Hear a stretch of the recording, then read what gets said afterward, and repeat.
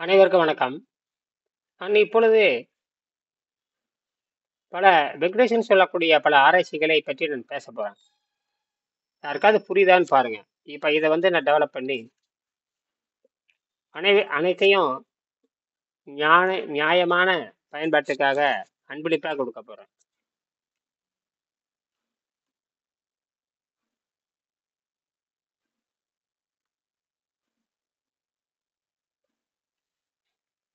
எப்பொருள் யார் யாரை கேட்பனும் அப்பொருள் மெய்ப்பொருள் காண்பது அறிவு.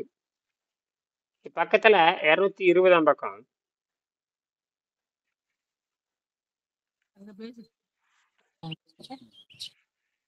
வணக்கம் வணக்கம். வணக்கம்யா. எப்பொருள் யார் யார் கேட்பனும் அப்பொருள் மெய்ப்பொருள் காண்பது அறிவு.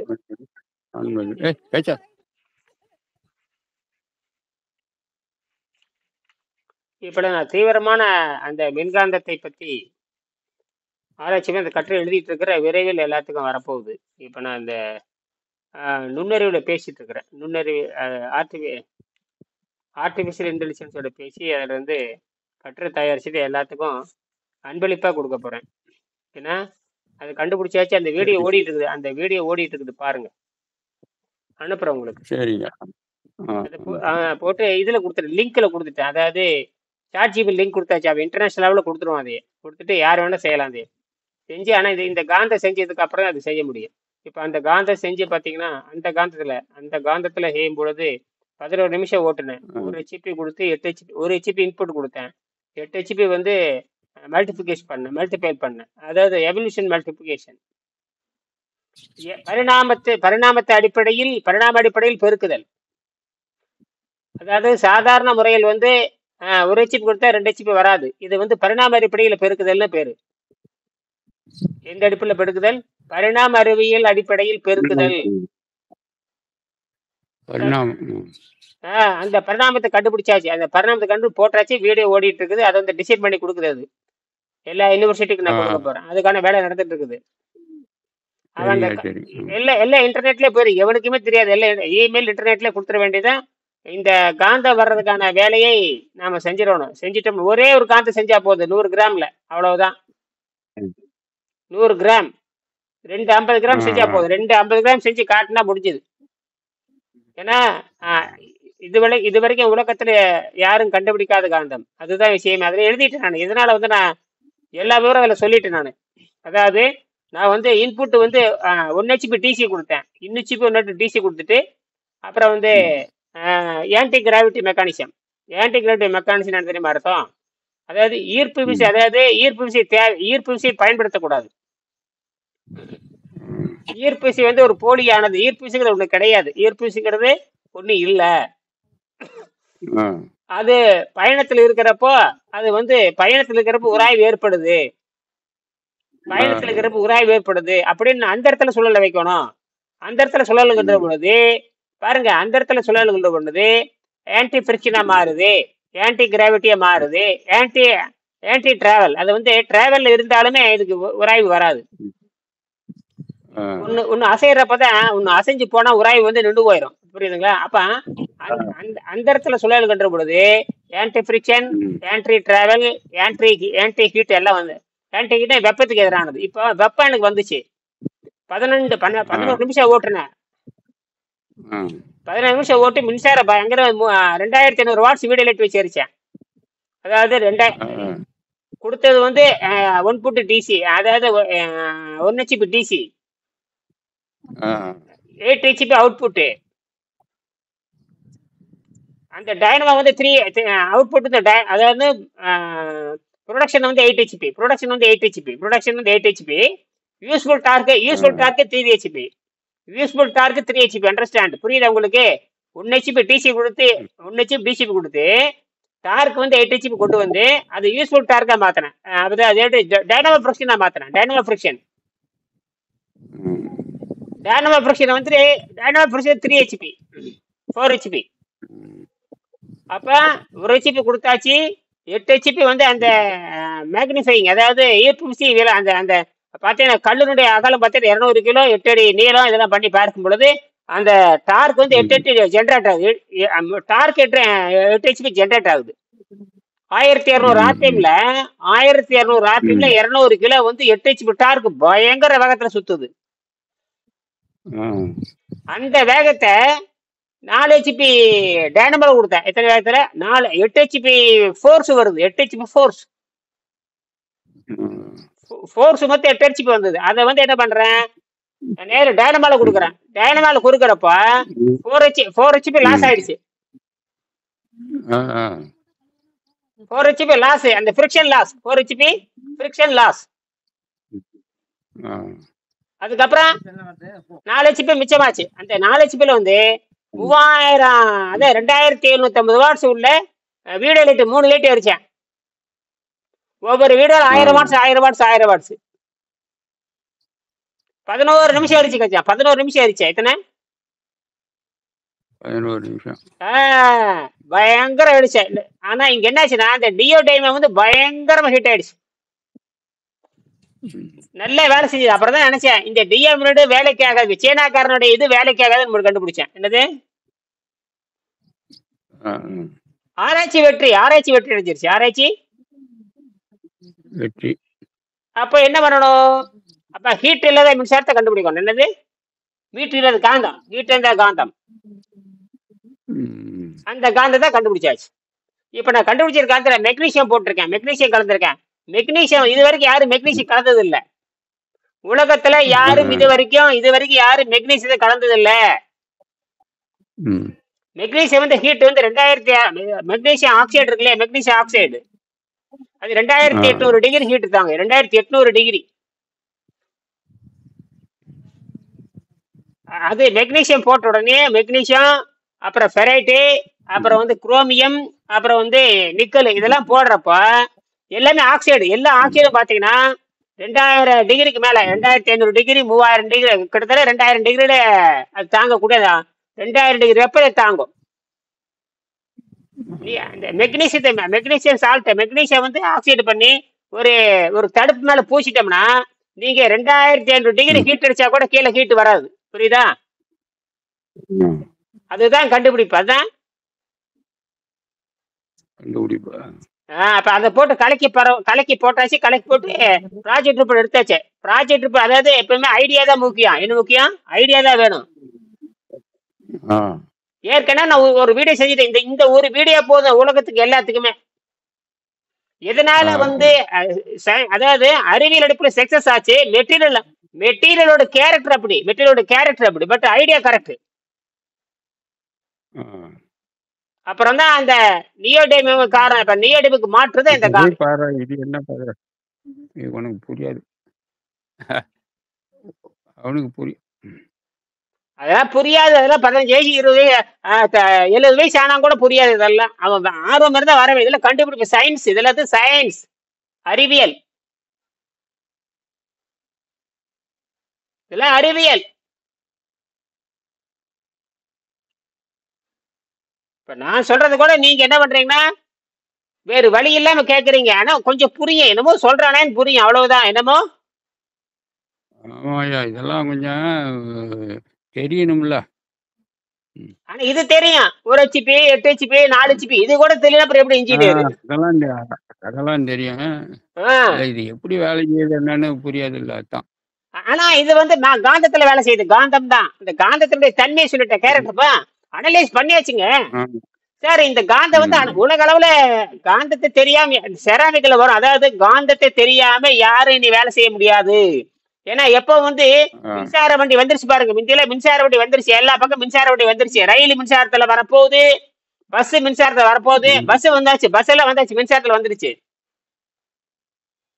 அதான் எல்லாம் வந்துடுச்சுப்பா. இப்ப அதெல்லாம் ரைட். ஆனா அந்த பஸ்ஸுல இருக்கிற மோட்டார் இருக்கு இல்லையா, அதுல மாட்டிக்க போறானுங்க. அந்த மோட்டார் வந்து ஹீட் மோட்டார். ரொம்ப நேரம் ஓட்டம்ல அந்த ஆமா. மோட்டார் மோட்டார் அவ்வளவுதான், முடிஞ்சது கதை. மோட்டார் பாதிக்கும். அந்த மோட்டாருக்கு தான் மாற்று, அந்த மோட்டாருக்கு தான் நம்ம மாத்தணும். அதுக்கு பேர் மேக்னெட் மோட்டார். மேக்னெட் இல்லாம நடக்காது. ஆ, ஏசி மோட்டார்ல வேலைக்கு ஆகாது. ஏசி மோட்டார்ல டண்டனக்கா தான். ஆ, ஆ.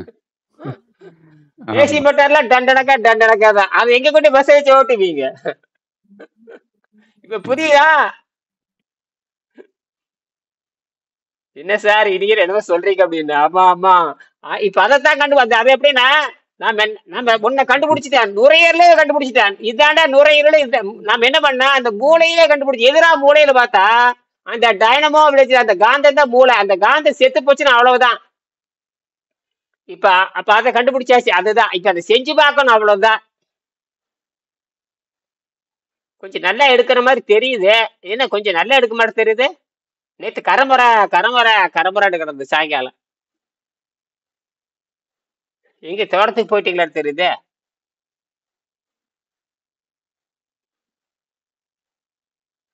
ஏய் டவர் கிடைக்கும் தோட்டத்துலயும். கொஞ்சம் ஏதோ கிடைக்குது. இப்ப எதுக்கு பக்கத்துல என்னமோ ஊர் சொன்னீங்களா, விழுப்புரம் பக்கம் போயிடுறீங்களா? நம்மளது இங்க இது அந்த வாழப்பாடி இந்த சைடு, எவ்வளவு? சேலம் வாழப்பாடி கருமந்தோட. என்ன அணைக்கட்டு பக்கத்துல, என்ன அணைக்கட்டு இருக்குது? அணைக்கட்டு இங்கதான் கரிய கோயில் டேம் இருக்குது இங்க. தண்ணி ஓரளவுக்கு இருக்கா? இப்ப நல்லா மழை பெஞ்சிருக்குது ஓரளவுக்கு. மழை டெய்லி பெய்யுதியாங்க. பரவாயில்ல அடாடா. டெய்லி பெய்யுது, டேம்லாம் தண்ணி கிடக்குது நிறையா. எப்படி ஒரு 10,000 ஏக்கரை பாயுமா? 10,000 ஏக்கரா? 1 லட்சம் ஏக்கரா இருக்குமா? இதெல்லாம் ஒரு 5,000 ஏக்கர். சின்ன டேம். அது போதும். சின்ன டேம். இப்ப எப்ப இந்த இந்த ஒரு 5-6 ஊரு போதும். அது போதும். பரவாயில்லையே. மேட்டூருக்கு அடுத்தது இதுதான் சின்ன டேம். அப்படியா? மேட்டூர் சின்ன டேமா? சரி. இந்த மேட்டூருக்கு அடுத்தது இதுதான் சின்னது. இதெல்லாம் ஓ, ஏதோ ஒரு ஓட வருது. அந்த ஓட சேலம் டிஸ்ட்ரிக்ட்ல இது சின்ன டேம் இதெல்லாம். இந்த அணைக்கட்டு பேர் என்ன சொன்னீங்க? கருவாத்தா கோயில்? கருவப்பண்ண கரிய கோயில், கரிய ராமர் கோயில் டேம். ஓ, ஏதோ சின்ன மலை இருக்குதா? சின்ன மலை இருக்கா? கரிய ராமர் கோயில் இருக்குது, அங்க இருந்து வருது தண்ணி. பின்னாட மலை தெரியுது. அதுவா பின்னாட மலை தெரியுது? மலை இல்லையா? அங்க மலை தூரமா இருக்கும். அங்க அதே ஏதோ தெரியுது, லேசா தெரியுது. ஆமா, குன்று மாதிரி தெரியுது. அதாவது பாத்தீங்கன்னா மலை தெரியும். ஆமா தெரியுது. மலை தூரமா தெரியும். பரவாயில்லையா? ஓ, மலையடிவாரத்திலேயே பூமியா தெரியுது? மலையடிவாரத்திலேயே கொஞ்சம் தள்ளியா? ஆமா, மலை அடிவாரம் தான். இங்க வந்தா ஒரு வாரம் இருப்பான், அப்புறம் ஓடி போடுவான் டவுனுக்கு. மான் இருக்குதா? மாடுலாம் இருக்குது. ஆடு மாடு. நான் கேக்குற மான். நான் கேட்க மானு மலையில இங்கெல்லாம் இந்த காட்டு எருமை, மயில் கீழு காட்டு எருமை, மான்லாம் காணும். குரங்கு இல்லையா?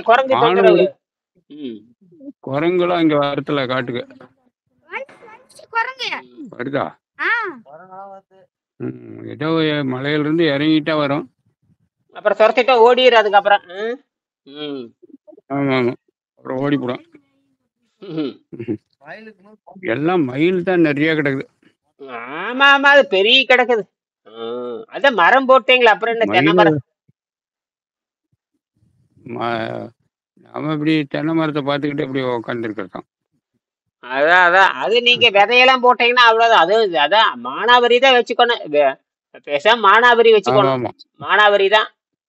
சும்மா பொழுதுபோக்கிட்டு அப்படியே பயிர் பண்ண முடியாது. நிழல்ல நெல் எதுவும் பண்ண முடியாது. அதெல்லாம் தேவையில்லை.